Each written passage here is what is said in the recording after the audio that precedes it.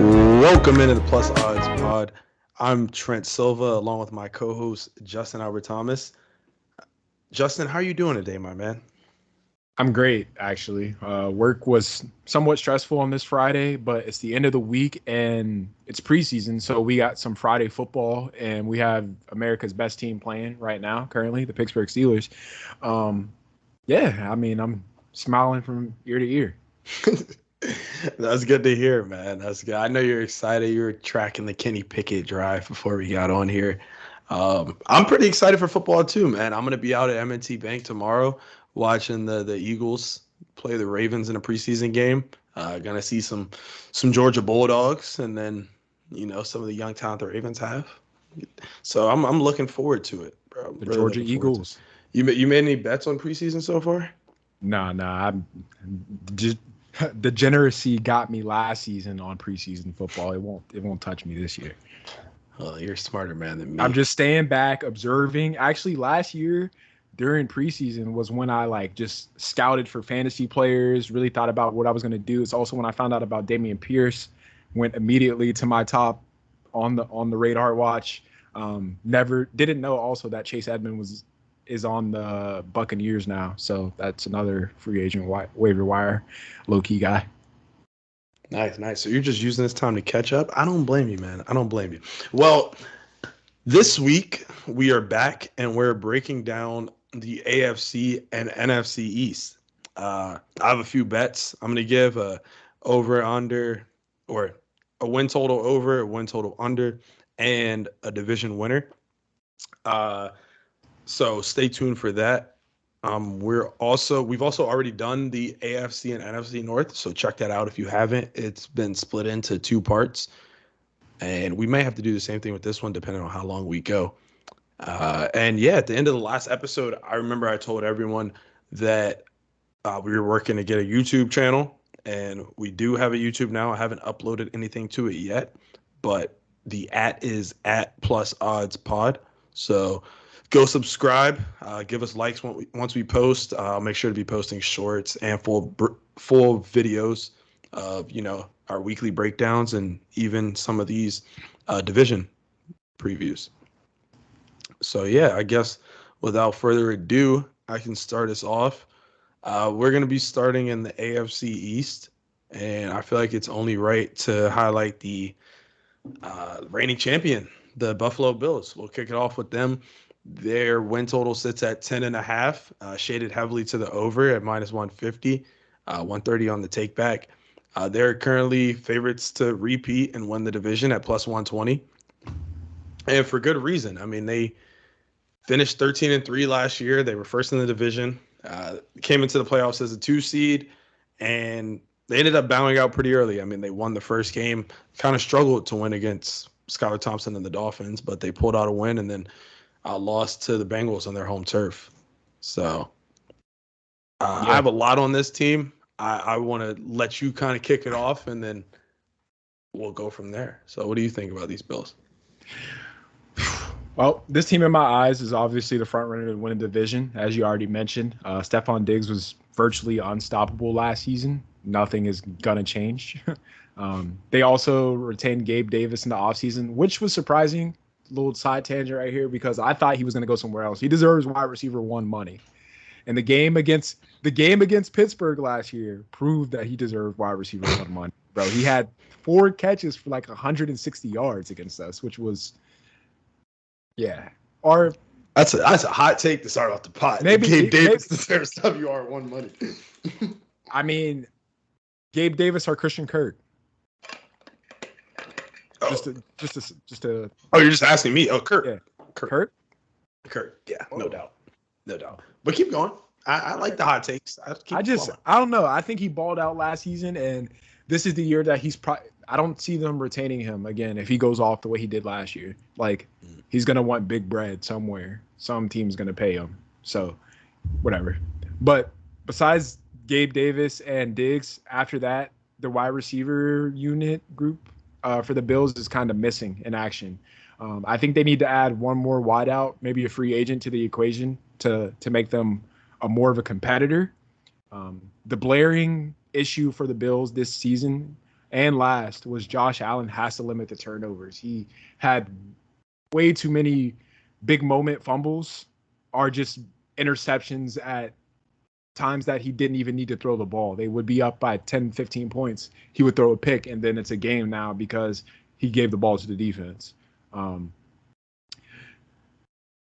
Lost train of thought there for a second. Dawson Knox has been Josh's security blanket for about the last 2 seasons or so. I can attest to that. I bet it's 2 touchdowns at least twice a year and hits at least once. So that's a pretty good rate. That's a great rate. So him having these weapons and the new tight end that they just got in the draft, which Trent will probably talk about in his part, will stop Josh Allen from running the ball as much, putting his body in harm's way. And speaking of running, the Bills also signed Damien Harris in the offseason to complement James Cook as their starting back. So two-headed monster, as I think every NFL team should have, and they have a very pivotal one. So Bills, I still see them winning the division. It will be a fight with the Jets, but I got them at number 1. Okay. Wow, just with the Jets. Well, yeah, I mean, just to harp on some of your points, or I'll talk about a little that you didn't and then get back into what you were saying. But, like some people know, this is the second year with Dorsey calling plays. Last year was the first, and it went pretty good after Daboll left, of course. And, the first went pretty well any way you shape it. They were third in EPA per play, second in success rate, and counting stats, they were second in points scored. They were doing a lot of this by throwing the ball downfield. They were top 3 in intended air yards per attempt and also top 3 in completed air yards per attempt. So they're not only throwing the ball downfield, but they're also completing it downfield also. But with that comes what you were just talking about with Josh Allen, and that's a lot of turnover-worthy plays. Just so you guys know, a turnover-worthy play, it's a PFF stat. The definition is a pass that has a high percentage chance to be intercepted or a poor job of taking care of the ball and fumbling.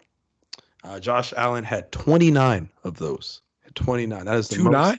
Yeah, 2-9. That is the most in the NFL.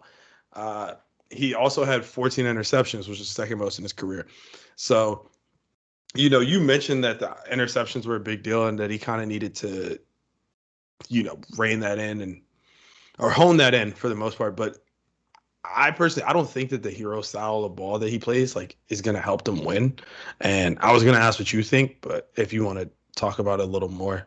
Yeah, I mean, obviously, like I just mentioned, for me to really have faith in the Bills offense this year beyond the playoff rounds, I think that Josh Allen has to keep his body off the ground or out of harm's way. He was constantly potentially taking a big hit from a middle linebacker, safety, fumbling the ball, coming up gimpy, but it's just, Bills Mafia, your quarterback's a tough guy. Let him run up the middle, damn near Cam Newton with the Panthers a couple years ago. But that obviously doesn't last long. And if they think he's the guy for the foreseeable future, they got to change up the way they run the offense. I still think play action will be a very big part of their offense. And to that point, with the 2 tight end set this year, I see them running the ball more. Even though they got Allen throwing the ball and Diggs at wideout, I see them running the ball more. Damn, that's fire. You kind of killed 2 birds with 1 stone. I was going to ask you if you thought they were going to limit them in the run game, and you definitely said they are. I'm in agreement. Man. I mean, last year they ran the ball, 430 rushing attempts? That's a little below league average, but Allen had 124 of those. Put that in perspective for you. Singletary had 177 carries. Josh Allen had 124, and James Cook, the backup running back, at 89.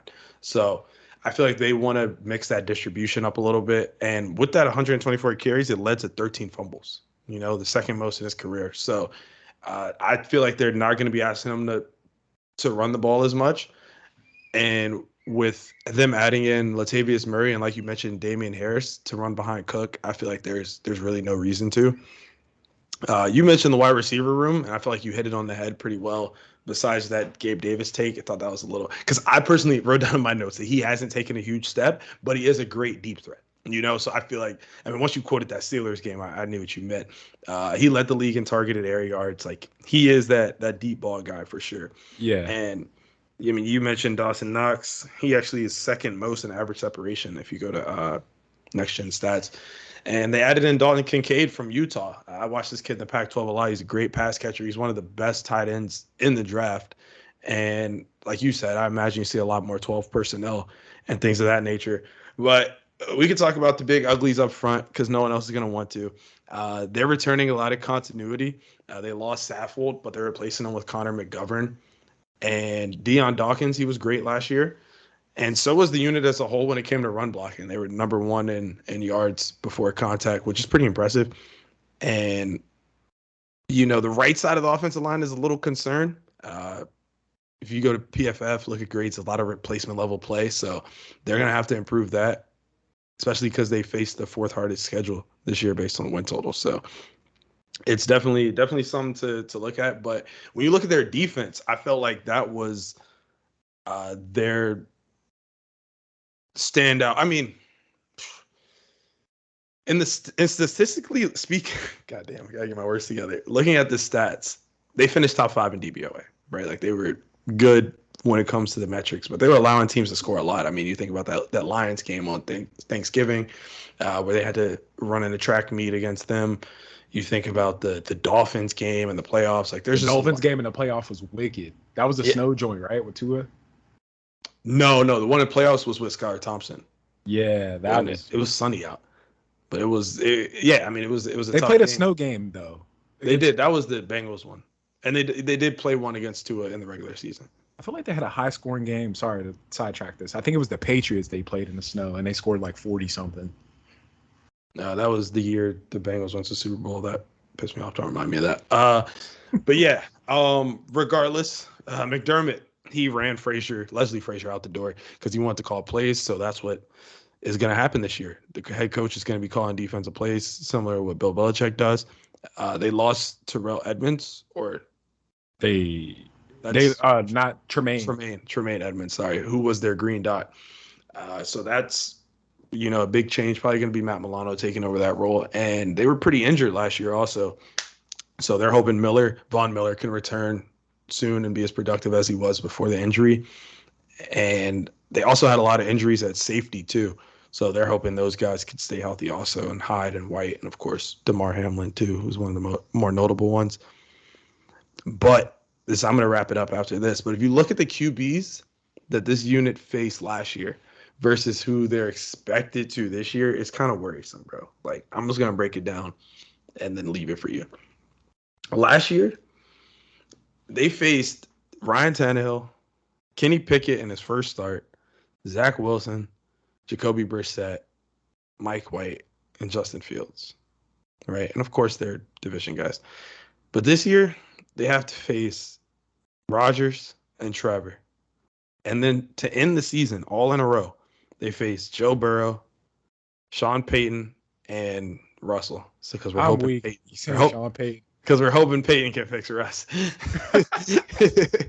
Then you got the Dodgers, baseball. Then you got Rodgers, Jalen Hurts, Patrick Mahomes, Dak Prescott, Justin Herbert, Mac Jones, and Tua. See, I'll try to skip over Mac Jones. But I mean, in all seriousness, that's a murderer's row of quarterbacks.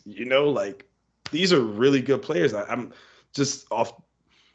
Hurts and Mahomes are first and second team all pro. So I feel like they might be due for a little regression, especially with McDermott coming in, not coming in, sorry, because they're running the same defense, don't get me wrong, but new green dot, new play caller. For the positive, I feel like they're returning a lot of starters in the same defense, but I feel like they're due for regression, man. What do you think?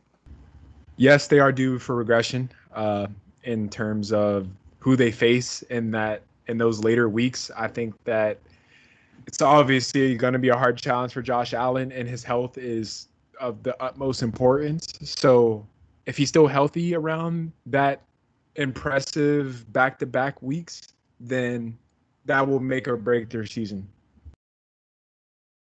Yeah. No, I agree. Come down to the end of the season, it's definitely going to be. I mean, that makes or breaks most people's seasons. But on the topic of making and breaking seasons at the end of the season, let's move on to the New York Jets, whose win total sits at 9.5. Minus 115 for the over, well, minus 105 for the under.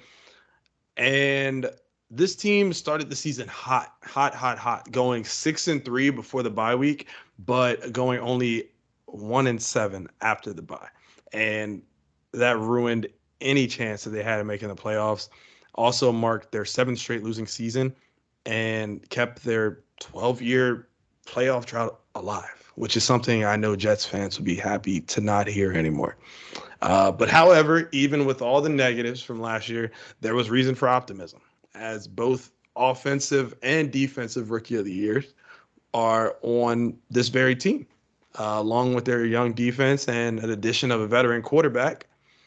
What are you most excited to see from this team, Justin? I mean, of course, I'm excited. I'll start off with the offseason additions. You know, we got Aaron Rodgers, Randall Cobb, Alan Lazard, and everyone else that he packed up from Green Bay, put on the bus, and brought across.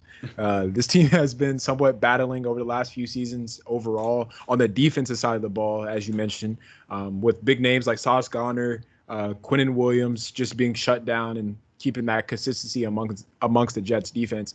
This past season, they did lose a gem. Quan Alexander is headed to Pittsburgh. He's also made 2 boomstick plays already in the preseason game, but I'll leave it at that. More additions, and my most exciting additions, besides Aaron Rodgers, to the Jets this offseason, Mecole Hardman, who has been kind of in the background of the Chiefs organization for like the last season and a half or so because he's been dealing with injuries, but he's a solid player once he's healthy. Al Woods, D lineman from Chicago, I'm pretty sure. He's with Quinnen Williams on the D line. That's actually unfair. I don't know how they were allowed to do that, but it's happening. And a sleeper pick that they drafted, Amanda Kanda, the running back from Pitt. I see him being a great complimentary back to James Robinson, who they also picked up in free agency this offseason. Oh, no, I'm tripping. Not the Jets. That was a season ago, bro. Yeah, I'm tripping. I don't know why I'm putting him there. Brees Hall, you mean? Brees. That is the name I'm thinking of. James Robinson plays for the Giants, everybody. Way to correct yourself right there. But that's probably my most exciting players that I want to see on the Jets. I'm not on the hype train, as we talked about in pre-production. They got the hard knocks, everything going on right now, and I feel like when that happens, everyone tends to hype that team up, and they get a big head, and then they get popped in the mouth. It's either in the beginning of the season or it's late when it matters. Well, you heard Salah, right? I mean, have you been watching Hard Knocks? Nah, I haven't. I'm trying to watch him though. My fault. Okay, never mind. I won't make a joke then from the intro because you won't get it. But that was some Mecole Hardman, huh?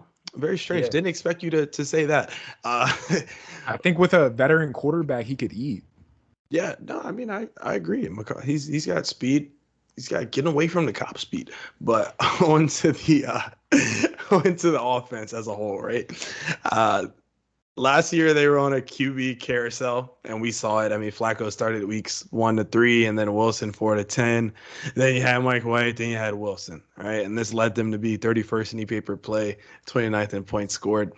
And the old cliche has never been more true when you look at this team. You know, if you have 2 quarterbacks, you have no quarterback. So, and that, I mean, it came to fruition with this team. So they brought Rodgers in hopes to not have to do that with that quarterback carousel anymore.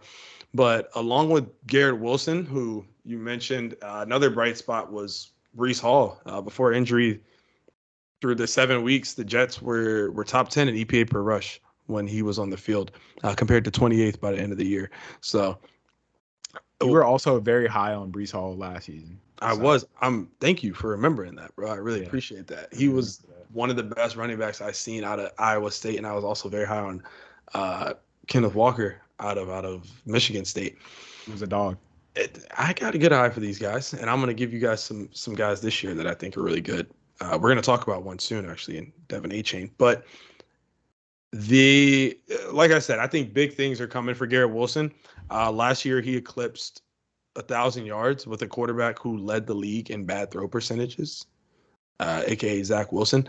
Most of the time, he was this quarterback, and he led the league in bad throw percentage. Just wanted to drill that home, okay? And the guy still got 1,000 yards, okay? Rodgers is also excited to pair with him because Rodgers over in Green Bay last year was second in the league in drop percentages. So his receivers were dropping the ball. Wilson's quarterback couldn't get him the ball. I watched one episode of Hard Knocks. Wilson's catching a ball. He's like, dude, that was the best ball I ever seen, man. He was like, this is crazy, bro. Like, it was after they scored a touchdown in practice. And me and, my buddies were like, damn, was Wilson really that bad? And then I look at stats like this, and I'm like, yeah, I guess so. But on to the not so glamorous parts about this offense. You already talked about a lot of playmakers. The O-line, though, is a little worrisome, right? You got two tackles that are coming back off serious injuries, and Brown, who's also getting up there in age, is about to be 38, and Mekhi Becton, who just can't stay on the field. Yeah, he's high praise for the guy, but you're right, he can't shake the injury bug. Yeah, it's sad to see because when he's on the field, he's definitely a very good right tackle. But Elijah Vera Tucker, he's their best O-lineman, I would say. He's coming back from a season-ending injury, so they're hoping he could get back into form. And there's a lot of returning faces, but not a lot of continuity, right? Because you had a lot of guys injured in and out, like I just said, 3 out of 5. And they allowed the 10th highest pressure rate last year, which isn't necessarily great. PFF ranks him as the 23rd best O-line, but we've seen it. Rodgers his whole career, he gets the ball out very fast. So this could end up being null and void, but something to keep an eye out, especially early in the season, You mentioned the defense. I'll be pretty quick because I've had the talking stick for a while, but the defense was definitely the most promising spot of the team. They had a young, dominant defense with studs on all 3 levels. You mentioned Quentin and Sauce, and then I feel like you forgot my good man C.J. Mosley, who mans that linebacking core. They ranked 5th in DVOA last year after finishing the year before. So very impressive turnaround. But like I said, defense isn't always as sticky year in, year out. They have a lot of pieces returning too. 9 out of 10 of the defensive players that played over 50 snaps are returning, which is pretty good for Saleh in his 3rd year as head coach, and Ulbrich is 2nd as DC. But yeah, I mean, last thing I'll say about this team, they finished top 3 in pressure rate while blitzing at the lowest rate in the league. Let that settle in for a second. They were pressuring the quarterback at a top 3 rate while sending blitzes at the lowest rate in the league. And I think that means that their D-line was just like that. They're like that. They're beating their man, getting to the quarterback. 4-man rushes, they're getting there. And I think a lot of their success stems from that and not turnovers. They were ranked 27th in turnover percentage. But that makes me more optimistic that they can be good year in and year out because you're getting the pressure there. That's going to turn into either sacks or turnovers at the end of the day. So, yeah, that's all I got on them. That leads us into do you got a win total? Did you already give that? Not for the Jets. Not for the Jets. Not for the Jets. Yeah. But yeah, that takes us to the Dolphins. I'll throw it right to you pretty quick. The Dolphins come into the season with a win total of 9.5. Shaded to the under. Under's -120, but +100 on the take back for the over. They're 3-1 to win the division, 2nd or 3rd favorites. And yeah, this past season, they got to their first playoff game since 2016. They started off hot, going 7-3 prior to their bye. But after a win versus the Texans, they lost 5 straight before winning a key game versus the Jets at the end of the season to make the playoffs and finish 9-8. They were knocked out of the wild card by the Bills the next weekend with Skylar Thompson as quarterback. But they played them tough without Tua. And yeah, I mean, I think this team, everyone and their mom is going to say, oh, this team relies on Tua's health and all that. But every team relies on their starting quarterback's health. So what do you got on this team, man? How are you feeling about the Dolphins? Dolphins had a big offseason with making a lot of acquisitions, with pairing Jalen Ramsey with Xavier Howard. Unfortunately, Ramsey suffered a torn meniscus and will be out until earliest December, last I heard. This is a huge hole for the defense to fill. They were already ranked 24th in the league on that side of the ball. I know you mentioned that everyone thinks that the Dolphins' success relies on Tua's health. I'm also in agreement with that statement, but I also think they have to improve the defense in order for them to be solid. Giving up just shy of 4,000 yards passing and 1,700 yards on the ground. Part of the front seven did step up. Christian Wilkins was balling on the D line, and Jalen Phillips, the outside linebacker that they got, was a reoccurring name. The offseason, they signed Eli Apple to replace Jalen Ramsey. I don't know. That's like putting a Band-Aid on a bullet wound. So, yeah, that's basically how I feel about their secondary. It's Swiss cheese. But they do their corners. Let me rephrase that. Their corners, because Xavier Howard just be rapping, and him and Jair Alexander, two quarterbacks that just.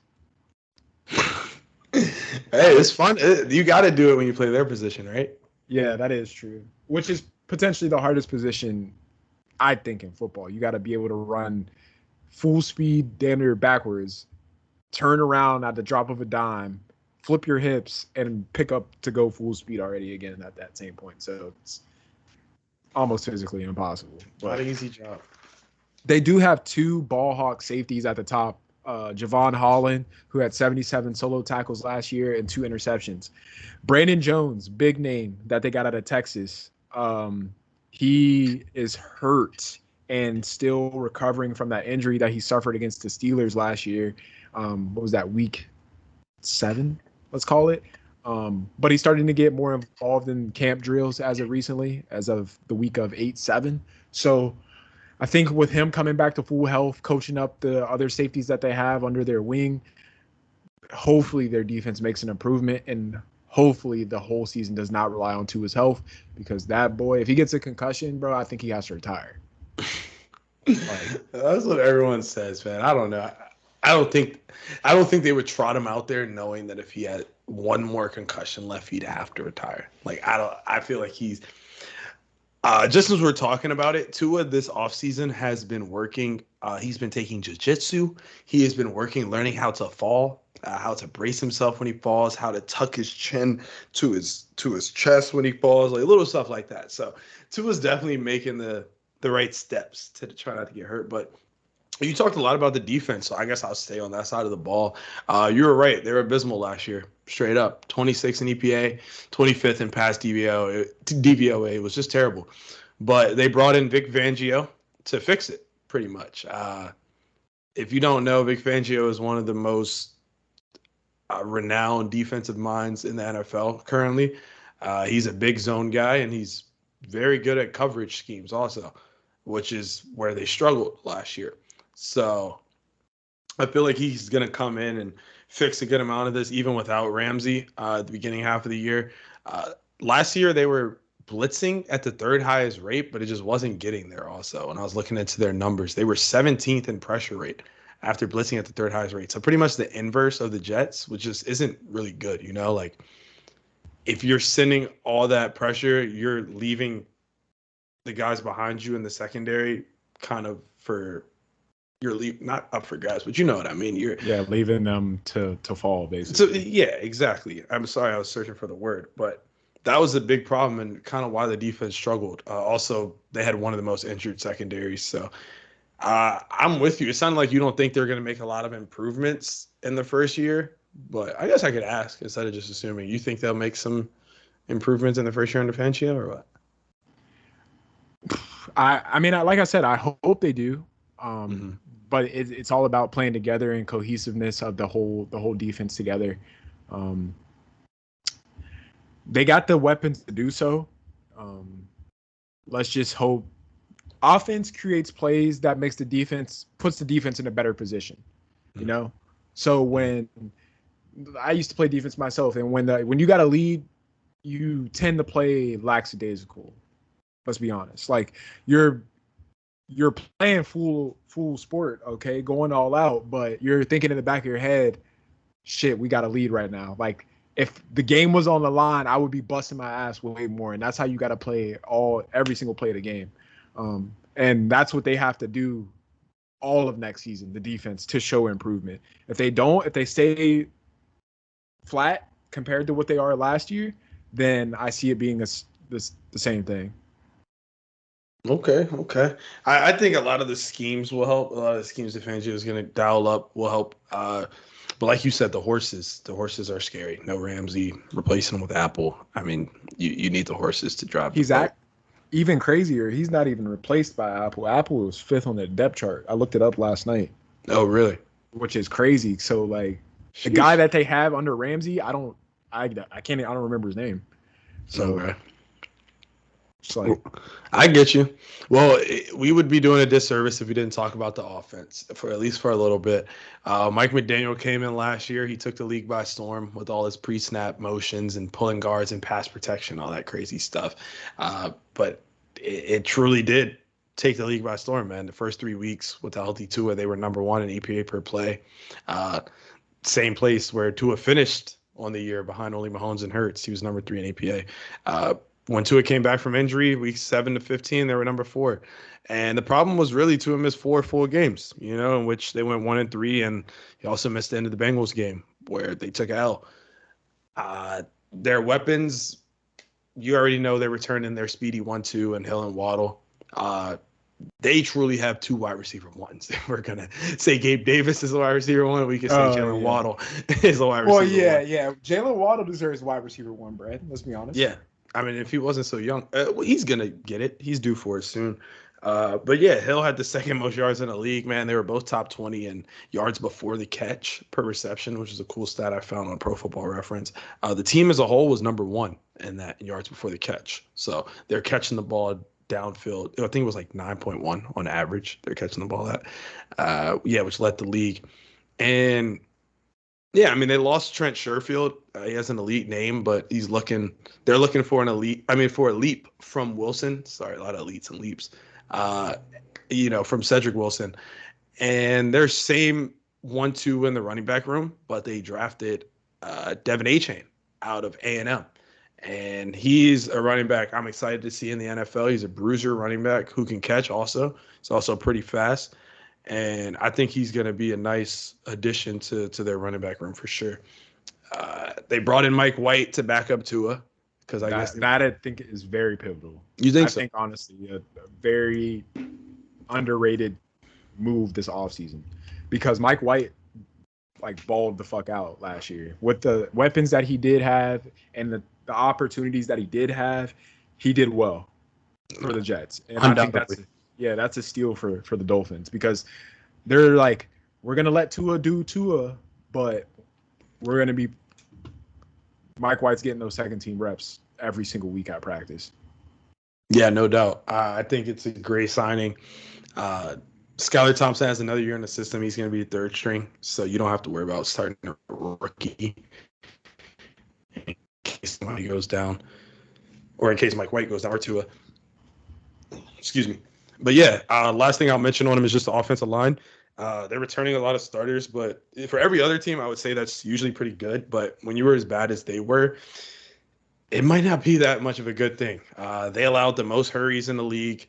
They allowed the 6th highest pressure rate and had their QB hit the 7th most this year. So some quarterbacks hold onto the ball for a long time, right? And they try to force things. Tua wasn't really like that, so he was getting the ball out quick. That's why these stats kind of alarm me, is that he was still hurried the most. He was still pressured 6th highest rate. All of that is a little worrisome. They did try to add in Isaiah Wynn as insurance for Teron Armstead, who struggled to stay on the field. And yeah, I mean, everyone's big question, like I said, is can Tua stay healthy? I think this group has to be the reason that he does, personally. Yeah, without a doubt. That, as you just noted, they gave up the most pressures in the NFL last year, and that's a direct correlation to how fucked up Tua was. Excuse my French. That boy was lost for a couple weeks. But, he apparently has been training on going down and getting stronger in the offseason. He's also tatted up, and that adds 5% armor. So It's like RuneScape, man. That's a throwback right there for you. Well, no, I agree. This team, their ceiling's so high for me. Just talking about them as a whole, macro. They, I mean, we saw what they are capable of doing throughout the first 3 weeks. Like it really wasn't a lot of teams that was able to stop them. They had that little 5 week stretch where they took some L's. The Chargers put up some tape that showed how to stop them. So did the Niners, and teams kind of bit off that. And it worked. It worked. So this year, if McDaniel can adjust a little quicker, and they can still keep the league on their toes, I see no reason why they can't win the AFCs, personally. But on to the New England Patriots, the last team we're going to do in this division. Their win total is set at 6.5. If you would have told me that in 2012, I would have thought you were lying. That you just weren't from this planet. But yeah, 6.5 is the number, shaded to the over at -140. I will get into my best bet later on regarding this number. The division, they're 8-1 to win the division. And they were about an average team all year, which is reflected in their 8-9 record. Second time they missed the playoffs in the last 3 years. And before that was 2008. So not in the right trajectory after the Brady-Belichick era has ended. And, I mean, this headline more than anyone. Last year, the offense just wasn't great. Wasn't great at all. Yeah. Had two defensive guys running it, and Judge and Patricia. Not the best decision that Bill's ever made. And that led to some beef, too, between Mac Jones and them, which ultimately ended up, I mean, of course, they took Mac Jones' side and got a new offensive coordinator in there. But their new offensive coordinator is Bill O'Brien. I'm sorry. You might remember him from his time with Brady and the Patriots, and maybe his time with Watson and the Texans. But he's a good offensive mind, in my opinion, right? He worked with Bill for 5 seasons, Saban for 2. And he's had success in New England and Alabama. So I think the offense will be more productive. I don't think that's very hard because last year they were bottom half in EPA per play, DVOA, and for counting stats, they were bottom half in points scored. So it's not much it doesn't take much to improve that, but he still has his work cut out for him. They running back committee out there in New England. So they lost Damian Harris, but they added Montgomery. He's currently hurt. And then Stevenson, he's the RB1. Ramondre? Ramondre Stevenson. What are you excited about for this Patriots team? I am so excited that I forgot they were a part of the AFC East. So I somehow didn't look at them. I don't know. I see them coming in last this year in that division. I think everyone is talent better than the Patriots, and not coaching wise because Bill is still Bill and he's the GOAT. But all these other coaches, Salah, McDermott, McDaniel, my bad. Why am I forgetting bro's name? That's all 3, bro. I just named 3? I thought I only named 2. You just named 3. Well, anyways, those 3 guys have been like coaching their way up to a higher stature over the last couple of seasons. They have established a rapport that they are a good coach. Their team follows them, and they're starting to build that, not dynasty, but they're building up in the years that they're like, this coach is a notable person. Let's just call it that for now. Yeah, no, that's true. So Bill's not coaching against scrubs anymore, where he's just winning the game by out coaching you. Mm-hmm. Like, he has to really put forward a great game plan from start to finish, and that's why I don't think the Patriots are going to be that good this year. Mac Jones is not the answer to me. I think Bailey Zappi had more bright spots than Mac Jones, and that preseason game yesterday was dismal. Bro, it was dismal. They had Malik Cunningham in the third quarter. They get the wide receiver the chance to play quarterback. Do not call him that. Do not call him wide receiver. Malik Cunningham was a quarterback at Louisville. He was a good quarterback. But you're right. They did have him playing wide receiver and then brought him in to play. So you're good. My bad, because I don't know why the name didn't really click to me, but when you said Louisville, it was the dude that looks just like Lamar. Yeah, just on the Lamar. Yeah, he's a quarterback. He should be a quarterback, but he's tough. That's the same thing that they do to all quarterbacks who got speed like that, just like how they did Lamar. Are you going to try to play some wide out when you get to the league? No, I'm a quarterback. So, Right. but I mean, he had bright spots, but besides that, all I saw was a whole bunch of turnovers in that game for like the whole first 2 quarters.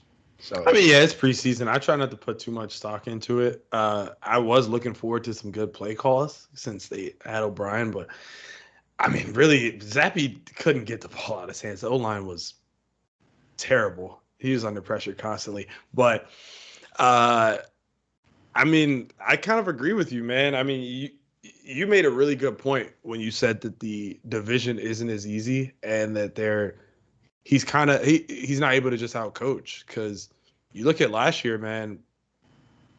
The Jets gave him run, right? yep. Both games. I know they lost both, or the Patriots won both, but they were given bump in those games. The Bills beat them twice, if I'm not mistaken. They And did. yeah, and the Dolphins also beat them two. Twice. Nah, they won the second They one, but they split it. didn't cover. Yeah, they split. So, I mean, no, just to your point, the division is definitely getting way harder. Uh, Teams are getting more talented while they're kind of staying a little stagnant. But I personally think that the defense is what really is going to keep them in games, and this is the reason that can their win total. I guess the time for me to mention that I'm going to be betting their win total over 6.5 as one of my best bets on the pod, because as we know, Bill Belichick will never have a bad defense, bro. Like number 3 in EPA last year, number 3 in DVOA after being number 4 last year or the year before that. He's a dog. Okay, that's what he knows how to do. He knows how to coach up a defense, and they have the horses to be disruptive, especially with Judon. Right, he had the 4th most pressures last year in front of Micah Parsons, which is very impressive. And they had 2 other guys, so 3 in total in the top 35 in pressures, and Wise and Uche. This led to them being number 7 in pressure rate and number 1 in hurry rate, which is a huge deal to be getting to these quarterbacks, especially in their division, such as Rodgers, Allen, and Tua, getting to them and disrupting things, right? And this is pretty much the same defense returning, minus Devin McCourty, who was on the broadcast yesterday and who was also the green dot, right? He was the guy calling the plays. So it's a big loss, but 12 out of 13 players who had greater than 40 snaps are returning. They added Christian Gonzalez from Oregon, and everything's been great about Christian Gonzalez out of camp, if you know anything about, or if you've been following that at all. But yeah, I think this defense is set up to have another successful season. I think that if the offense can be just capable, I think that the defense puts them in positions to win and to not have to score as many points as, like the Bills did last year or the Lions, things of that nature. So how do you see this 2023 going for this team? As I mentioned before, I see them coming in last in that division. Hopefully not too bad, and hopefully Bill doesn't get ran out of there with like some bad last season and everyone tries to tank his career, which I don't think they will, but Bill doesn't like to lose. So if it Who doesn't go doesn't? if it doesn't go the way he wants it to this season, this could be his final hurrah. Oh man, you're I not think the first person I've heard. You yeah, think? I mean, Bill's 71. Just bro. to put in perspective, he's 71 years old. But I don't think he'll get fired. I think he would step down I if don't think anything. yeah, exactly. They're going to give him the benefit of the doubt to have the season he wants to have. But I think Bill as a head coach is going to be like, if I couldn't do what I really wanted to accomplish this season, why would I come back next year to ruin my reputation anymore? Mm, So, I think it might be valid. time for him to hang it up. Whoa, man! I hope they go like 9-8 this year, because I personally think that's an accomplishment. If they go 2.5 games over expected, All right, so if they go 9-8, is that third in the division or last? probably third. Okay, so Uh, do you count that as a winning? Do you count that as a positive season? Do you come back as a head coach after going 9-8 after the stature that you had as Bill Belichick? did Mike Tomlin do it? I mean, yeah, but Mike Tomlin is all about keeping that winning seasons going. Like Yeah, Bill for a certain amount of time was like Super Bowl or Super bust. Bowl. Yeah, Yeah. like they No, were you're in right. They were in conversation every season, no matter what was going on, about being in the Super Bowl.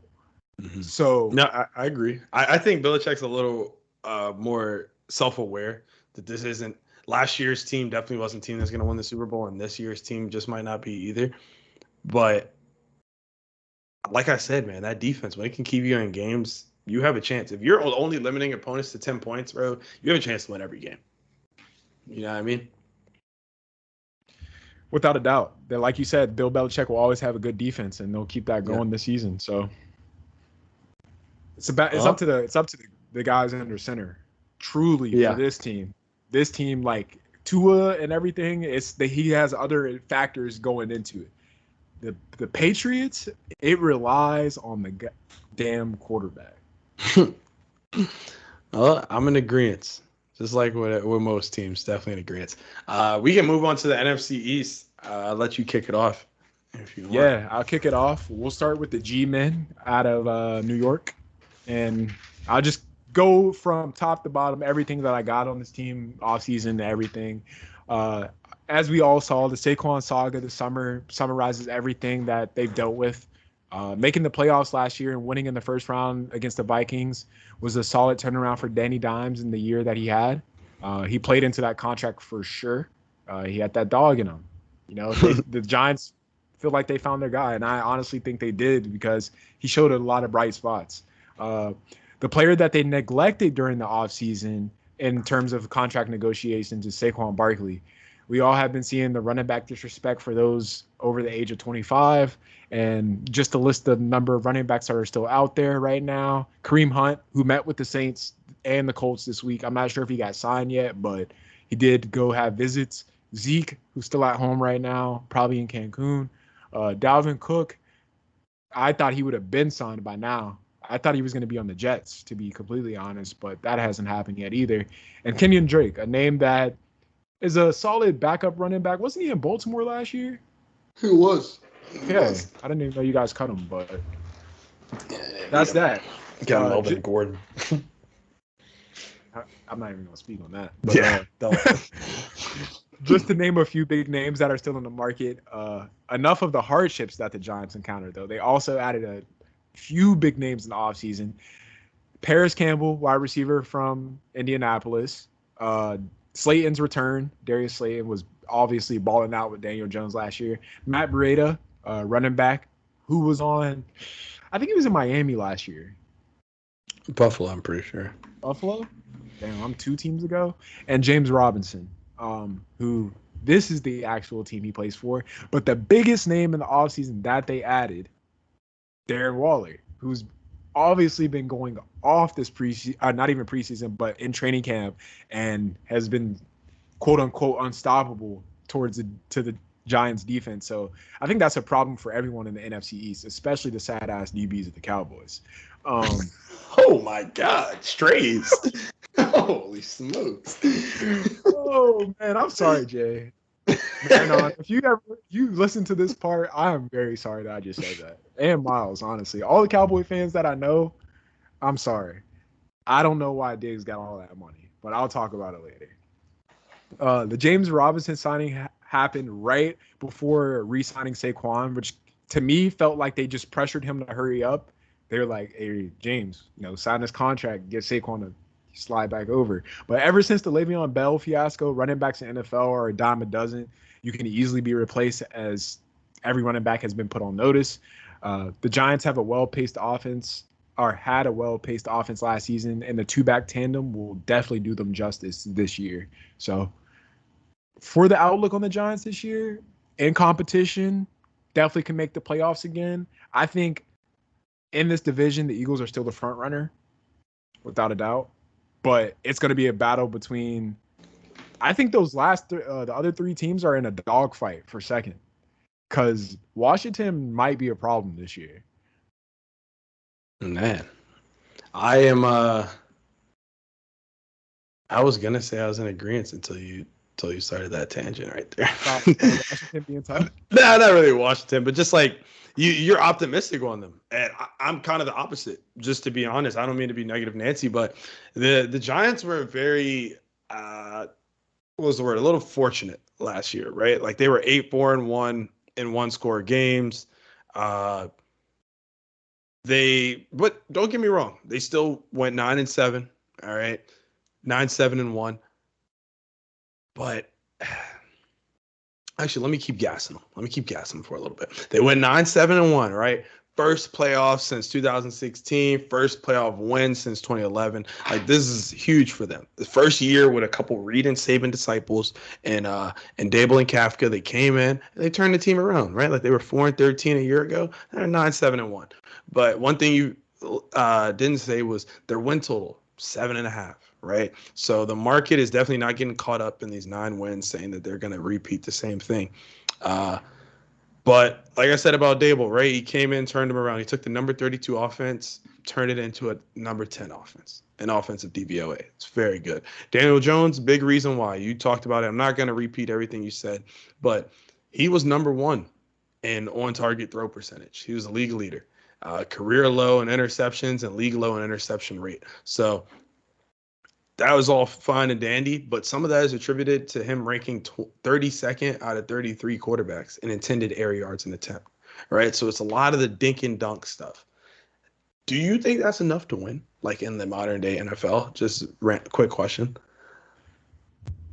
When you have an offense that's elusive enough to spread the field, I don't think it's a pivotal factor of their success. I think that they can get by dinking and dunking the whole season. Wow. It's if you scheme it well enough, you could do it. Yeah, no, I think I was surprised you said that. Honestly, I mean, you keep going if you still have more. No, I just say, I mean, we all know what our offensive coordinator has been doing for the last 2 seasons, and I mean, not even the last 2 seasons. Let's take it back to the last year Ben played. We had the quickest release time of any quarterback in the NFL. All we did was dink and dunk for the last 2 years. And if you got enough speedy guys in the slot or quick outs, then it works. Yeah. No, I was just surprised that you were gonna say it works because I mean, I agree. Like it does kind of work, right? Like I usually I'm a defensive mindset, and I'm like, nah, you're not getting by thinking and dunking. But yeah, if you got the talent to do it, you got to have the talent. Like for example, the Tennessee Titans can't dink and dunk and win because they don't have the wide receiver. They don't have the wide receivers to do that. And even with Hopkins over there now, I still don't think they dink and dunk and win. They got to air the ball out to make it seem like they're not going to run the ball every play because they got one of the best running backs in the backfield. So yeah, and that's the thing. I think it will work. Coupled with the good run game and the way the teams are playing, too high, I think it could work, right? But 33rd in big time throw percentage. Like, I don't know what happens when teams just start stacking the box against them. Like, well, what do you do then? But they kind of saw what they do then. I mean, when the Eagles played them, they kind of did that in the playoffs. But I'm not gonna hash over everything you said. Like, I mean, that was a good conversation right there. But the offensive line is really what I'll harp on that you didn't talk about that I think is worth stating. They definitely need work, right? Jones was pressured on a quarter of his dropbacks, 25%. That's the fifth most out of 33 quarterbacks, and he was sacked the fifth most also. Andrew Thomas, he took a big leap in pass protection and run blocking per PFF. Like he was solid left tackle. Evan Neal, though, he's a rook who played the left side in school. And when he got to the pros, they moved him to the right tackle. And he just wasn't good this year, right? But that's a big deal, moving from a whole different side of the line, getting familiar with it. So he has to improve there. He can't use that as an excuse this year. And they also have a rookie center and a left guard that started 2 games last year. So PFF's projecting them to be 29th best offensive line. I think that's, like I said, that's worrisome, man. And this offense, it won't be the same if they can't keep Daniel Jones upright. Last thing, just outlook on the team. They have a really tough schedule to start the year, bro. Like, very tough. Their first 5. Man, this is all before week 7. All right. They have away games at San Francisco, Miami, and Buffalo. And they have home games versus Dallas and their defense and the Seahawks. And that's all before week 7. So I feel like we'll have a good idea. That's 5 very tough games. I feel like we'll have a good idea of what this team truly is by then. Without a doubt. 7 weeks is a good sample size. Is that their bye? Good question. I'm not sure if that's their buy. I can let you know in like 5 seconds though. Oh, rush. Yeah. I mean, that basically. Did you go ahead? Now, did you have anything on the defense? I mean, oh, hold on. I was accidentally sharing my screen there for a second. No, they have a week. Kayvon, I always butcher his last name. Thibodeau. Thibodeau. Balled out last season. I thought he was overhyped at first in the draft, and he surely enough balled out. And Dexter Lawrence got a big contract. Was that this offseason? I'm pretty sure it was. They re-signed Dexter Lawrence. So I feel like if their front seven stays solid, they'll be all right. Their secondary, you don't know. You know, I know. Yeah, there's a lot of holes that you can poke through their secondary, and as well as their linebacker core. Because who's the starting linebacker from the Giants right now? I think they picked up what's the linebacker that was on the Cowboys? Okereke? No, not even that. That's their linebacker. It's Okereke and Ajalare. Damn, they got rid of Jalen Smith. Yeah, he's not. I'm not seeing him on here. Wow, that's crazy. Yeah. I don't know who you're talking about. Micah McFadden? I don't know. Did he play for No. I was talking about he used to play on the Cowboys, Jalen Smith, right? Oh, that's what you're talking about. Okay, yeah. Then he went to the Giants, and I thought he was going to have like a revival of his career there, but obviously that didn't happen. And that more or less puts me back to the same point. Their defense has a lot of holes in it. It'll be interesting to see how they fare this season. Yeah, no, I'm with you. I mean, it's going to take a lot for this defense to be better. Wink Martindale is their defensive coordinator, and as a Ravens fan, I know Wink is going to be Wink. Like, he loves the blitz. He's first in blitz rate last year, just like he is every year. And they're sixth in pressure, but yet only 16 sacks. So if the pressure's not getting there and causing sacks, that's kind of how you end up 29th in defensive DVOA. You know what I mean? Like, they had a terrible defense last year. And I just don't think that they had or have the pieces in the secondary to do what he wants to do up front, right? Like, they have pretty sure they're going to have two rookies out there starting cornerbacks. They're going to have Adoree Jackson with Deontay Banks, and then I'm pretty sure Darnay Holmes also is going to be out there. But so maybe not two rooks, but I apologize. Lost my train of thought looking at guys' experience. But yeah, I just don't think, or no, there is going to be a rook. Cordell Flott, right? He's either 22 draft was last year. So I'm sorry, second year guy.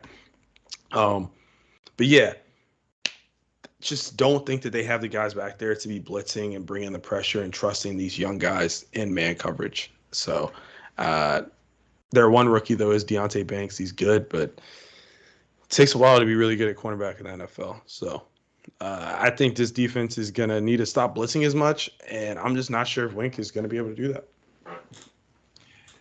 That pretty much summarizes everything we feel about the G-Man. That will take us to let's do the Redskins next, or the Commanders. I don't know why I kept seeing these like posts that are like, oh yeah, they're changing their name back to the Redskins. Matty Johnson's petitioning to change it back. Honestly, I mean, I wouldn't be mad at it. I think it would be good for the community. It looked lit. It looked lit in DC. They was turning up with a go-go. I guess the Commanders are back. The Native Americans said they want the name back. They said, all right. They gave us the go-ahead. Yeah, they're like, the pass. They didn't like how they were not contacted or spoken with about a name change and how they felt about it. Apparently, they didn't like it. They're like, hey, we kind of like the Redskins. Why y'all going changing it? Y'all aren't offended. We're not offended. What the fuck's wrong with you? So, yeah. It's kind of how that went. You go ahead, though. Sorry. No, I was just going to jump right into how I think they're going to look this season. Win total 6.5. I think it all depends on Sam Howell. Most of these teams, it does depend on the starting quarterback, but they did get rid of Taylor Heineke this offseason, which was very surprising to me. The fact that he's balled out the last 2 seasons and he's made Terry McLaurin like be notable. McLaurin Terry has been a notable wideout for like the last 4 seasons with like 4 different quarterbacks, which is nothing short of impressive. But Taylor Heineke last season had 1,859 yards passing, 12 touchdowns, and 6 picks. His QBR was 44.4. So it wasn't like glaring, like, oh, this is a standout season, but it was enough to get them in competition and have a few games where they potentially upset a few players. I think one of the biggest ones was when everyone thought Green Bay was going to just roll into Washington and destroy them, and that was not what happened. They actually ran it up on Green Bay, which was surprising. So the offense, Ron Rivera and everyone there is starting to build something more, and I think they all know that. It's just if they could put pencil to paper and players to paper at that. Yeah, I'm in agreement. I mean, yeah, like you said, only offense in the NFL who doesn't rely on their starting quarterback is probably, or whose success doesn't rely on their starting quarterback is probably just the 49ers and Shanahan in all seriousness. But no, like you said, how makes a huge difference, man. He's said to be the starting quarterback with Brissett as a backup. But I know we have a lot of Commanders fans listening, so I'm going to recap the season that they had. They finished 8-1. Which in past years might have won you the NFC East, honestly. But this year, with the juggernaut that it was, they finished fourth. There's still a lot of optimism around the team, regardless of that fourth place finish with new ownership. And it's their first non-losing season since 2016, which is a pretty big deal. I know you're not used to that, Jay, but other fans, they have to deal with losing seasons. They had playoff hopes almost all year, despite starting 2-4 and making a QB change in week 7. But you spoke about the quarterbacks, man, or the quarterback changes, right?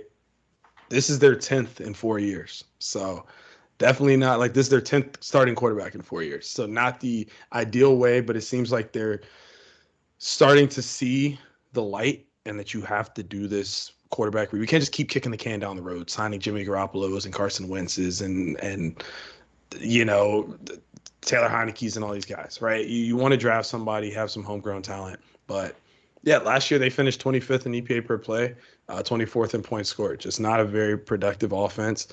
Sam Howell, if you don't know anything about him, he was very good at UNC. He was projected first rounder. He had to stay for his last year of eligibility or his third year pre-draft. Third year in college, the last year before he's eligible for the draft. Sorry.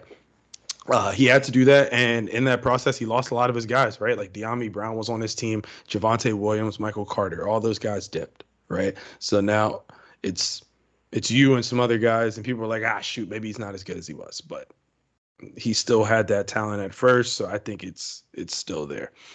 The offensive line is going to have to help the rookie, man. Heineke was pressured the second most in terms of pressure rate. It might be due to him holding on to the ball for a while, right? He was tied for 6th most time in the pocket. But either way, it hasn't been great coming from practice or coming from camp. Not a lot of good news on the offense or the offensive line. My boy Neil, he went to practice, said it was terrible, said that's the weak spot. Honest, a lot of beat writers are saying the same thing, so it's not just my boys that are beat writers. But yeah, they got a lot of turnover on the offensive line, 3 or 5 new guys, and that tends to be a problem with no continuity. Lastly, though, last thing that I feel like I have to mention is Scott Turner was let go last year of his offensive coordinator duties, and they brought in Eric Bieniemy. So yeah. Don't forget man, that. why don't they even have a year of Eric Bieniemy with Taylor Heineke? Oh, you wanted to see that? Yeah, I feel like that would have been solid to see. Yeah. Like a little mobile quarterback, damn near a slower. He's slower than Mahomes or faster. I mean, I feel like they might be around the same speed, Heineke and Mahomes. So the arm strength obviously is not the same because we're not going to compare him to Mahomes like that. But you could still put together some rink-dink plays that gets him into his. We actually know who Taylor Heineke is as a quarterback. Well, I think the Washington Commanders know who Heineke is as a quarterback after these past 3 years. Like, it's been a good run, I think, with them. And I mean, you have to move on eventually, right? Like, you have to see what you got in this third round or fifth rounder that you drafted. You know what I mean? But this just brings me to my question. Like, are you a believer in Bieniemy? A lot of people aren't sure if he was relying on Andy Reid or if Reid was relying on him, like there's a big possible misconception around that. But yeah, do you think we'll see drastic improvement in the offense under him? I do, honestly. I feel like he creates plays that just open up the offense. He knows when to call the plays. He's very good at that. And he uses every single player to his advantage. Hence, like last season, the Chiefs, every week it was a different running back. For like the first 6-7 weeks, they had a different running back in there that was cooking. And they used them in different positions, slot, X wide receiver, putting the main wide receiver in the back, putting Travis Kelce in the backfield as a fullback and running a screen is just like unheard of. He is gifted as an offensive coordinator, and I think he definitely changes the dynamic for that team next year. Yeah, I like to agree. I think that what he's done with the Chiefs can't be understated. I know Reid has a lot to do with the offense, but I feel like Bieniemy still had to have his fingerprints on it. He coaches guys hard, right? Like apparently, Ron Rivera already stuck his foot in his mouth a little bit and went talking a little too much about how the players are complaining about Bieniemy behind the back, how he coaches hard and stuff. But I don't think they put up with that in Kansas City for all that time if he wasn't bringing something to the table. So I think you will definitely see an improvement. But it's going to be rough, man. It's going to be rough. They got a tough schedule. Ninth strongest in terms of win totals, right? Like ninth strongest strength of schedule. They're only favored two times all season. One time more than a field goal. And that's against the Cardinals week 1. So don't get too bent out of shape about that week 1 game. But I don't know. I truly think it all starts up front. And if they can protect Hal, I think he has the potential to show him why he was supposed to be a first-round pick out of college. Exactly. You got anything on the defense? I don't, actually. All I know is that Holcomb, linebacker that they got rid of and now plays for Pittsburgh, was a solid piece for them. And I'm happy that they gave him to the Steelers. But, I do know Khaleke Hudson. I'm pretty sure he's going to get some more burn this year at linebacker, outside linebacker, former Michigan player and former just Pittsburgh guy in general. Besides that, I can't give you one. Give me a defensive back name on the Washington Commanders right now. All right, well, it's my time to shine. So they have Kendall Fuller. They just drafted a kid, Emmanuel Forbes, in the first round, and they are returning Benjamin St. Juste, right? But I'm not a huge personnel guy. Not even going to cap. I had the depth chart pulled up right there. Haha. But the defense was the bright spot of the team, right? We'll wrap it up real quick. They finished top 10 in EPA allowed per play and top 10 in defensive DVOA. So they were a very effective unit. This is Jack Del Rio's 4th year with the team. And, I mean, he's been great, man. He's returning a lot of talent. Out of the 9 players that played more than 50 snaps, 8 are coming back. So that's pretty good to hear. And there's a lot of big things expected out of the young guys, right? Like the corners are drafted with high expectations in Forbes that I just talked about. And Chase Young also has high expectations playing in his last year of his contract since they didn't pick up his 5th-year option. And after missing a whole season last year, people are wondering if he still has that in him. You got Daron Payne, who just got paid a boatload of money, and he's supposed to produce too. So there's a lot of expectations for this defense, and I feel like they can definitely meet those expectations, in my opinion. But yeah, if you don't have anything else, we can move on to one of the top 2 teams in this division. Yeah, I think that'll take us to the Cowboys, who have a win total of 10.5. The overs plus 115, the unders minus 135. And I'll kick it off by just Dakota. And the reason why I said it 3 times is because that's how many picks he threw in practice this past week. I'll start here because Dak is 100% under heat this season. After signing a large extension in the offseason with a little holdout, Dak's career is on the line in my eyes. The most blaring complaint is that he threw 15 interceptions last season. That has to change if the Cowboys want to be successful in offense. Pollard, RB1, I was saying that, screaming it last year every week that he should have been RB1. So happy that he's finally getting the job and he got the money paid that he deserves. But is Deuce Vaughn really RB2? Are we all in? Are we gung ho? Or is he the next Darren Sproles? Brother, I'm gung ho. I'm gung ho. I watch ball. All right, Kansas State. That team was nothing without Deuce Vaughn.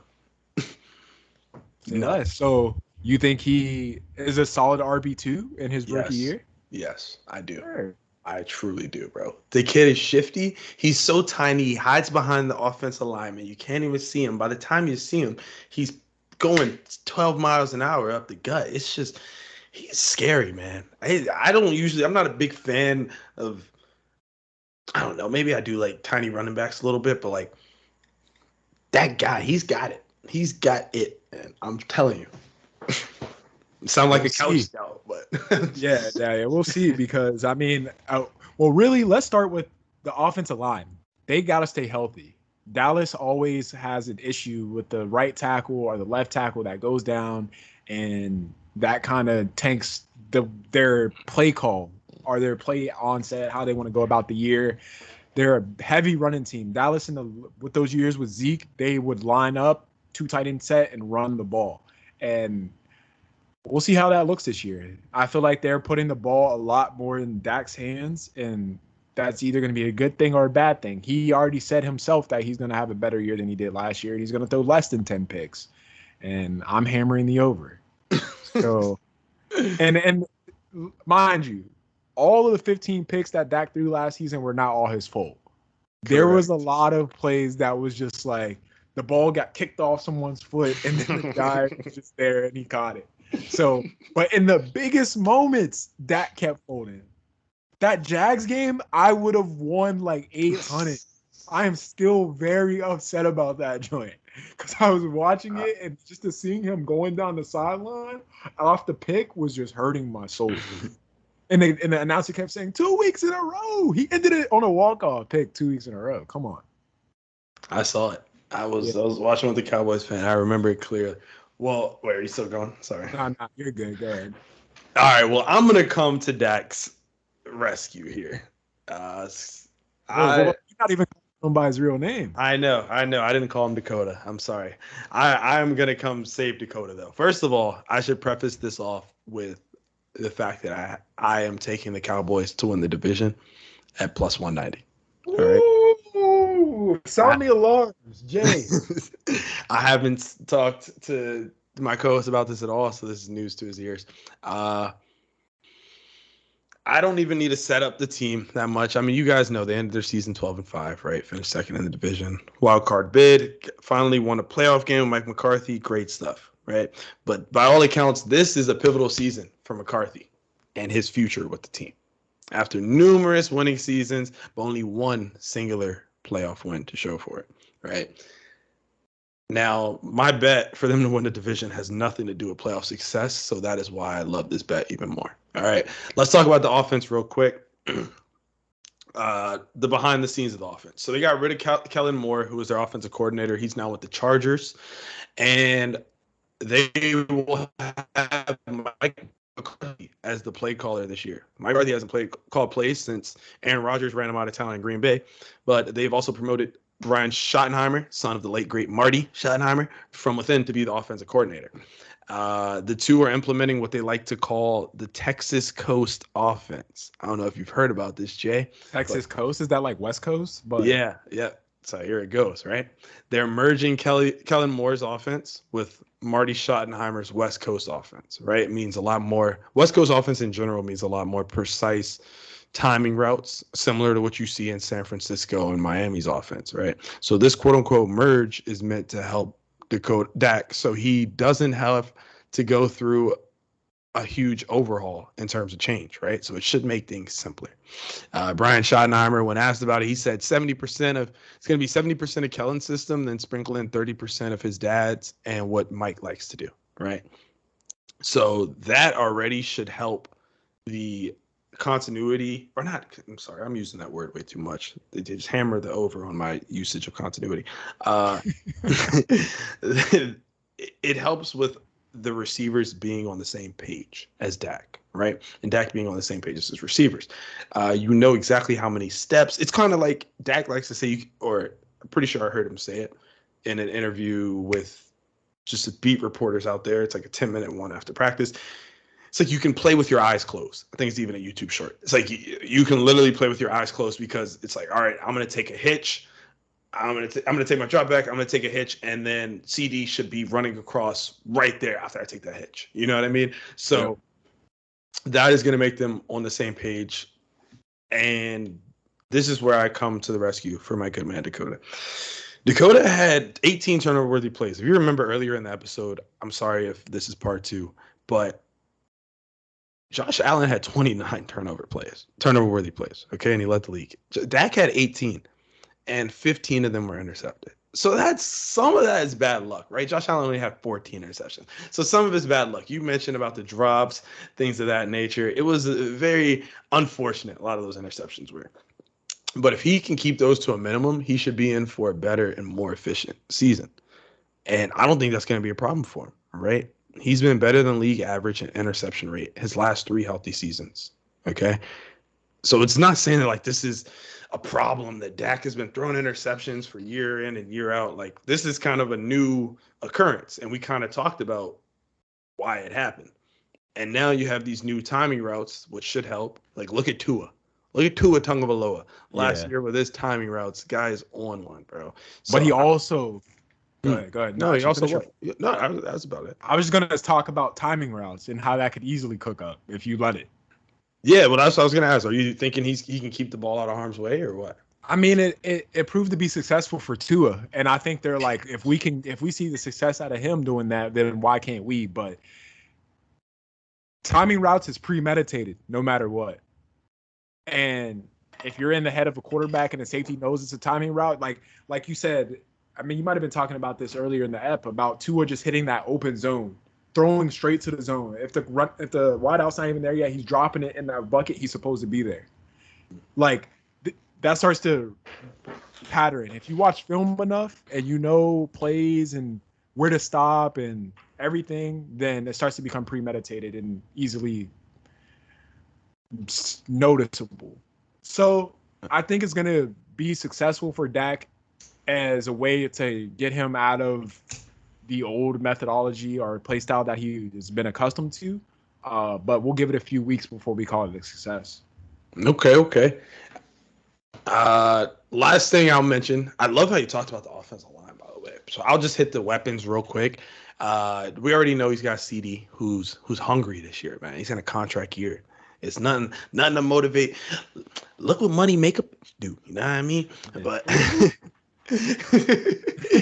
they also added in Brandon Cooks to be a true wide receiver 2, true intermediate deep threat, and they can let Gallup be that wide receiver 3. They have Turpin and Tolbert, some young guys who are going to be looking to get on the field. No more Dalton Schultz. He's out in Houston, so you got to look to replace those 89 targets. And then you talked about the O-line, man. They got borderline top 5 O-line, truly. I mean, they lost Connor McGovern. He was playing much in part to Tyron Smith tearing his hammy off the bone and the shuffling they had to do with the O-line due to that. But he's a swing guy. He could play a lot, so that's a little loss. But all 5 of the projected starting offensive linemen have played together and were on the team last year. So I think if they could stay healthy, they had the potential to be a top 5 unit again. Tyler Smith looked really good in his second or first year. That is, I mean, you recapped it well enough that we'll see. The Cowboys are a team you have faith in them in terms of them winning that division. So I think it's going to be a dogfight. But that leads me right into the team that I do think is going to win a division. This might make a few people. Oh, hold up. Hold up. Something ain't right. Sorry. Last thing. I just wanted, because I felt like we have to talk about the Dallas defense. And you mentioned I had a bet on them, so I feel like I have to. It's my duty to give this out, right? Especially after I talk bad about their DBs. Go ahead. You're frying them, OC, bro. Listen up. Dan Quinn is going. And you said you wanted to get your Trayvon rant out. I don't even know what it is, but I'm trying to hear it. Dan Quinn is going into his third season as DC, right? He's led this Cowboys D to a second place finish in defensive DVOA both years he's been at the helm. And they led the league in pressure rate this past season. That translated to them being, having the second highest sack percentage. Also led the league in turnovers for the second year in a row. And this is the main reason I brought us back here. At this point, Justin Albert Thomas, is it time for us to change our thinking that, they'll regress in turnovers? Like, I thought it last year. I said they led the league in TOs, digs, all that, whatever. There's no way it's going to happen again. This stuff isn't sticky. But is it time that we change our thinking and stop thinking that and accept that maybe it's something in the scheme that makes turnovers more easily accessible? I don't know. I mean, their front seven has to stay. Their front seven is good because they still have Lawrence and Parsons. Yeah. So they got two people on the edge, and that's really all you need to say about their D line. And then their middle linebackers, is Van Der Esch back? Is Van Der Esch healthy? And, yeah. Van Der Esch is back. Okay, but let's see that guy stay healthy. That's the problem with the Dallas. That's been Dallas's problem for the last, since Sean Lee was consistent and he wasn't getting hurt every year. That's been the hole in their defense, linebacker. And that's why they had Michael Parsons standing up playing linebacker for so long. They finally got some consistency in the defensive back room with the 2021 season by Diggs with those 11 picks. But after that, back to 3 picks the next season. Boy was getting toasted up. He got a large contract and he thinks he deserves the rap like that. But people were frying. I know Cowboys fans who were like, bro, Diggs got to stop rapping because he was getting fried. So I don't know. I just feel like the more you talk, the more of a spotlight you put on yourself. So that's where I see the Dallas defense as an entirety right now with a huge spotlight on them. And they got to make something shake, let alone just complement their offense. That's all. Okay. Yeah, I mean, the Diggs thing is something in itself. I don't even want to step on that, but I personally think I'm going to change my perspective and my way of thinking because I'm starting to realize they get pressure to the quarterback. And as long as they have those two, like you said, Lawrence, Micah, and now they're adding Mozzie Smith, Hankins in the inside, they're going to keep getting pressure to the quarterback. And they're blitzing at an average rate, bro. Very average rate. So when those two things happen, I mean, we just said it about the Jets, bro. You're not blitzing as much. You can have guys in the secondary, your front four are going to work, bro. And that leads to turnovers. That leads to you getting in Kirk Cousins' face and making him throw an interception. You know what I mean? That's how football games are won in the trenches. But besides the point, I'm expecting a lot of this Dallas D. I think it's going to be a top 5 unit again. They're returning a lot of players. Anthony Brown is the only player with over 50 snaps played who's not returning. Or I'm sorry, with over 50% of snaps played who's not returning on this defense. But they brought in Stephon Gilmore to replace him. And like I mentioned, the youngin' Mozzie Smith, they brought him in hopes to free up Micah and D-Law. So I just think this team has a high ceiling. And I can very much see them winning the division in what might be a transition year for the Philadelphia Eagles. That leads me right into the team that I think is going to win the division, which is the last team that we will discuss here today. It might make a few people happy that I know are Eagles fans. I'm not an Eagles fan. I will never talk this highly of them again, so hear it while it's here. The Eagles have a lot to live up to next season, being that they were just in the Super Bowl last year. Offense was flying high, as they like to say.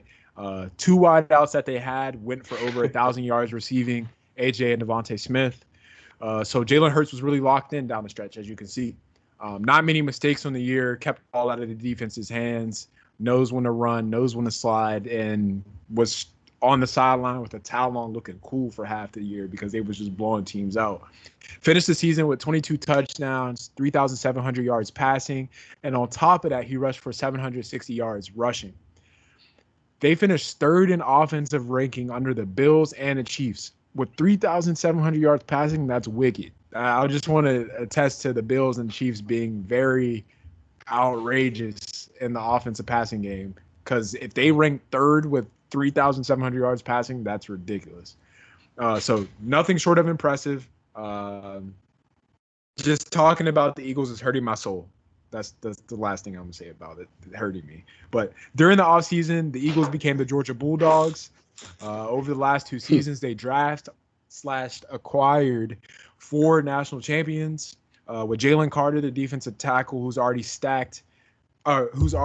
joining a stacked defensive line with Fletcher Cox, who they brought back, and Brandon Graham, who they brought back.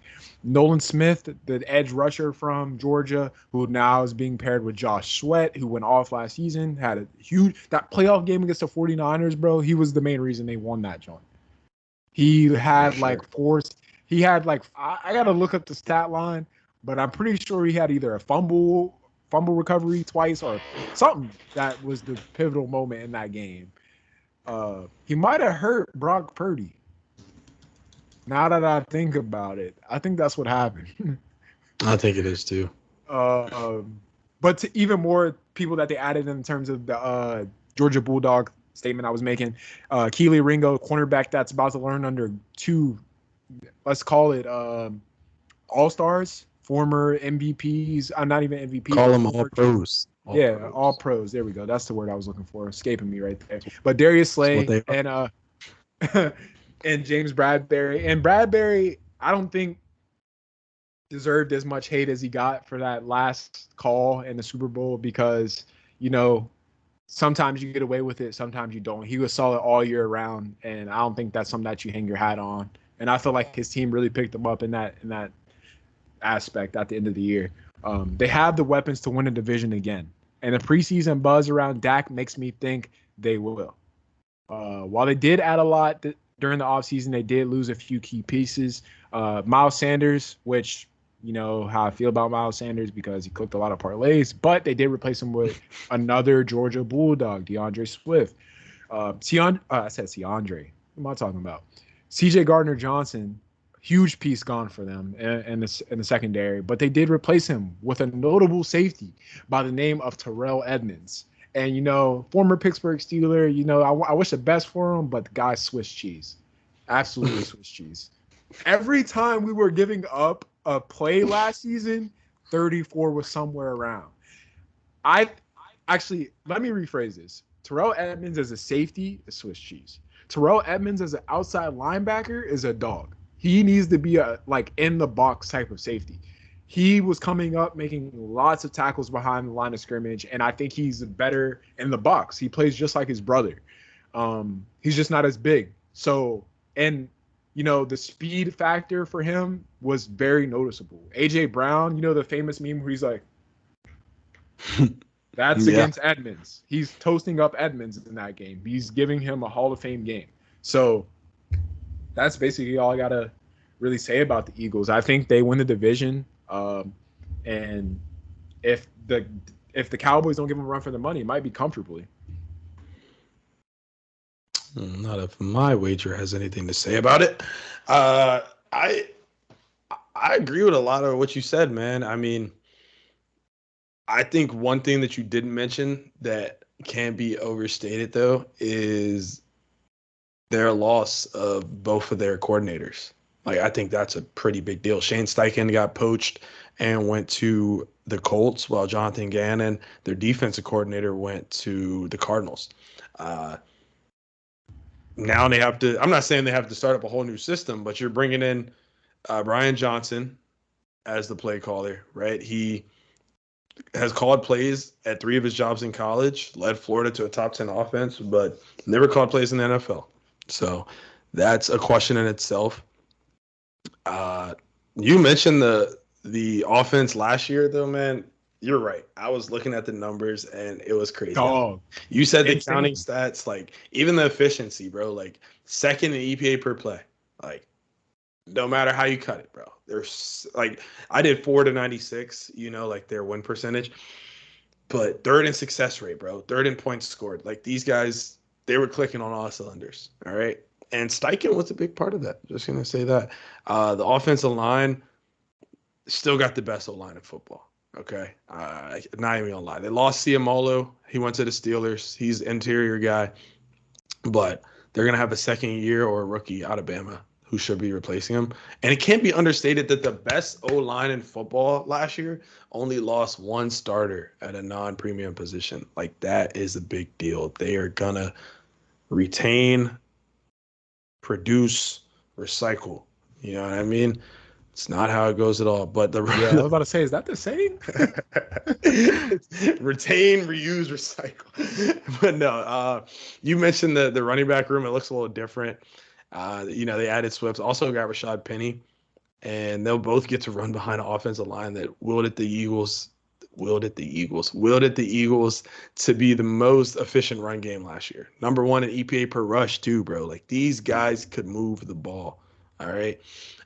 They added Mariota at QB2. If you watched the show Quarterback, you might have known that already. I assume it's so if Hurts goes down, they wanted to change the play style too much, like they did with Minshew last year. And I should have started it off talking about the defense, but here we go. They brought in Sean Desai, Fangio disciple, to replace Gannon. Oh, not to mention they lost Vic Fangio, who was serving as a consultant all year for them last year. You never know. I don't know. You have a great defensive mind like that in a meeting, you don't know how much his fingerprints are on the defensive plans. And you don't know how much he's truly helping. Just saying. That's right. You know? And then you talked about the secondary, bro. How we got the extension done with Slay, and got the contract done with Bradbury to keep the All-Pro cornerback room intact. They lost Gardner Johnson. They added Edmonds. You heard my boys' opinions on that. But the green dot has changed hands also. You were talking about the Bulldogs. So with the loss of TJ Edwards, it's now going to the second-year Bulldog, Nakobe Dean. Yeah. Woo! Big dog. And they're getting younger at that position. With Dean Yeah. to the big role and Nolan Smith is supposed to play. They're getting younger in the linebacker room. They cut Kaiser White too. Like they're trying to rebuild that linebacker room, and they're doing it, I guess, the right way, getting them SEC boys, you know. Last year though, they were second in pressure rate while blitzing at a league average rate, man. It's only a few teams that do that. It's like, damn, when they do it, they're good. Look, dead ass. Cowboys, Jets, Eagles. Great defense, 3 great defenses. You know what I mean? Led to a league-leading 70 sacks. I think they were 2 shy away from the Bears record back when like our dads were little kids, the record that they set. But yeah, they had 15 more sacks than the next team, dude. Same gap from the number 2 team to the number 14. Like, yeah, it was very impressive. And they kept the man with the most pressures, of course, Hassan Reddick. He's got 2 more years left in his deal. That's who was the game changer. Sorry, that's the name that was the game changer in the goddamn San Fran game. San Fran game. Mm-hmm. I got you. Yeah, I looked up Josh Sweat's stats for that game. I wasn't seeing any fumbles. I wasn't going to make you feel dumb. But yeah, they're getting younger in that. No, you hear the name and it rings a bell. But they're getting younger in that the interior of the D line too, with Jordan Davis and Jalen Carter, like you mentioned. Those guys are going to get run. So yeah, I just think they have a young unit, right? They're getting younger in a lot of positions on the defense. Got a whole different play caller now, right? And Desai.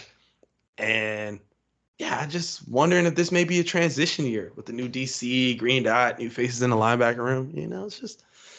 I'm hoping that it will be a transition year for the sake of my bet. And I think that it's a good bet getting the Cowboys at almost 2-1. Without a doubt. That's a great bet. But the Eagles are going to take that. Sorry, buddy. Well, yeah, if I'm being honest, I mean, I didn't know you were going to give them out as a play, but I plan to give out an over. I've done that with the Patriots over. Division winner gave out the Cowboys, excuse me. And for the under, I'll be giving out the Eagles. Under 11.5 wins. Yeah. I think this is I think that's a good play, honestly, the under, but I think they make the playoffs. Oh, for sure. For sure. I mean, they can make the playoffs winning 9 games. Yeah. So yeah. In other news, while we're wrapping this up, Commanders gave up a safety. Sam Howell. It's the preseason, bro. I know. Get the fuck out of here. Well, that wraps up the AFC and NFC East. Like I said, if you haven't checked out our AFC and NFC North preview, that is still available for a limited time only. And Justin gave out a few bets. I think he gave out the Steelers win Total total. team over. And the Lions to win the NFC North.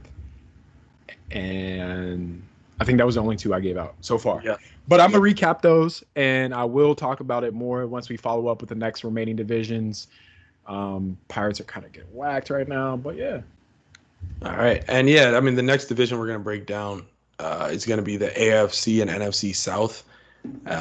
Should be interesting. A lot of rebuilding going on in there. NFC South is pretty open, so that should make for a good conversation. And yeah, that is about all I have. If you want to hear my bets on the AFC and NFC North preview, just go listen to it. But I will tell you the under I took was the Bears under 7.5 wins. Plus money. Plus money. That's all I got to say. You're Go getting get it plus while it's money hot. that the Bears won't win 8 games. Come on. All right. So yeah, that's all I got. Thank you all again. Like I said, check out the YouTube at Plus Odds Pod. Go subscribe, give us a like, give us a review. We really appreciate it.